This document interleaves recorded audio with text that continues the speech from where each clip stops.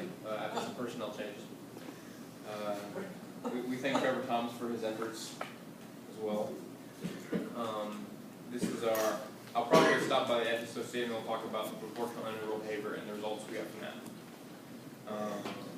So this is our SSOC. It is incredibly linear. There is a little bit of variation in K depending on the range, but all in all it's within about 5%. So it's almost linear. This is our new modified SSOC with only bottom half. Let's see.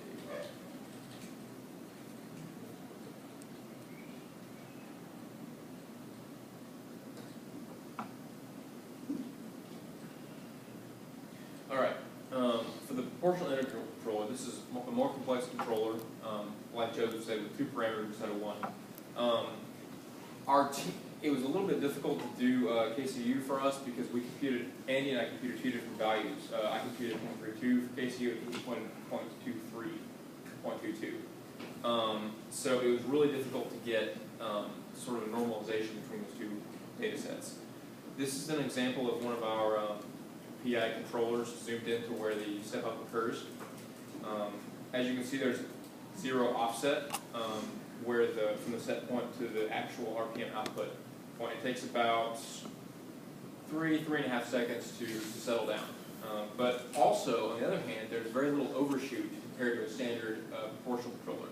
For these same numbers, for proportional only, my overshoot was about 50 RPMs instead of 10 for the exact same type.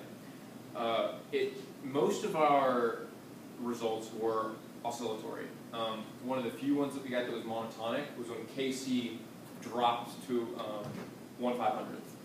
It had to be extremely small. This is where TI equals 0.4, which I standardized. I did 2 different runs. One of them, we standardized KC at ultimate and varied TI. And another set, we standardized TI and varied KC. So here's our reset wind down. You can see how it drops off, bottoms out. I'm not sure what those time intervals are for. I think I'm blaming that on PowerPoint 2003.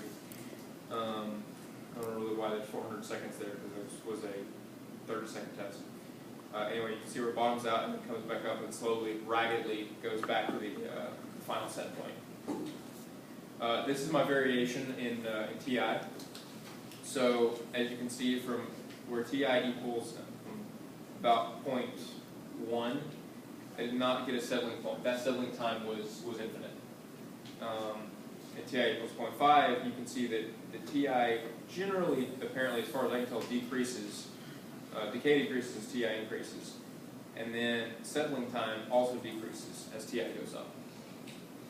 A little bit easier to read is this one where the decay decreases monotonically as KC increases from 1/500 to ultimate. Settling time increases when KC goes up to ultimate.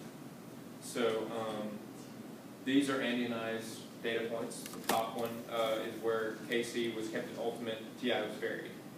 You can see the decay going in there. Our one infinite settling time was at KC at ultimate of 0.15 and TI at 0.1. So a higher KC and a lower TI will hit your settling time towards infinity. I don't think that one didn't settle out. I ran it again for like 3 minutes and it still didn't settle. So it was a long time. And then Andy got all of his to be, except for one, to be monotonic. Therefore, he didn't have very many decay values. Probably that was because he had a much lower starting point for KC than for the upper table.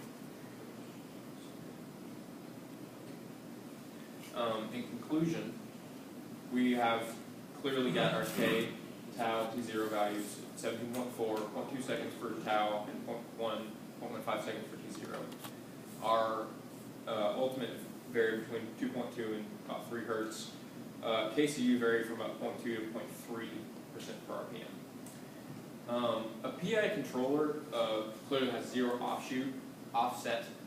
There's a much lower overshoot, for our system at least, for a linear SSOC for our PI controller. Disadvantage is the settling time is about 50% longer in our numbers for a PI than for a standard proportional only controller. Also, it is a more complicated controller. It can be more expensive to send this to your customer.